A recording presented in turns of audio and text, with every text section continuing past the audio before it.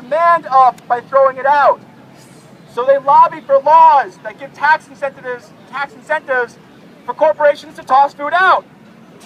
So if Whole Foods over here throws out their bananas, they get a tax write-off for doing so.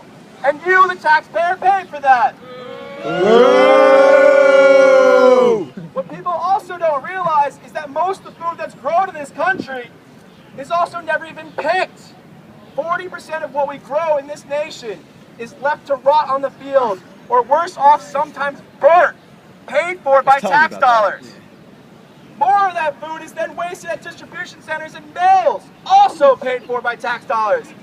We do this under the guise of keeping prices stabilized. The USDA funds this because they don't want the price of milk to go down and for milk farmers to go out of business. So we say, we'll pay for your waste, yet people go hungry. We tell ourselves that there's not enough food on this planet to feed everybody.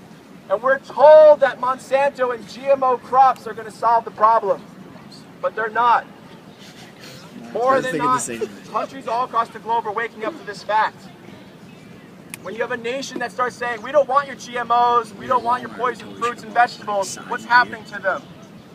Well, Monsanto and other corporations are forcing those countries to adopt those crops through structural adjustment programs. These are programs that are controlled by the IMF and the World Bank.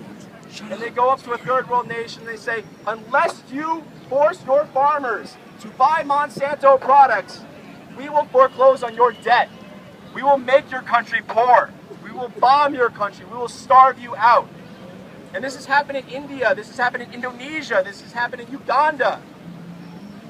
And people don't want these crops. Farmers don't want these crops because with normal crops, you can replant those seeds every single year, but you can't do that with GMOs. Why the hell would a farmer want to constantly pay for something that was free only a few decades ago? Why would people want to buy products that make them sicker? Why do we need these things if there's more than enough food to go around?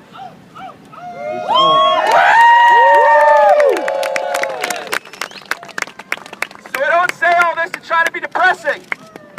I say all this to give you hope. Because there is more than enough food to go around. Because there is more than enough food to feed everybody. We just have to wake up and use it.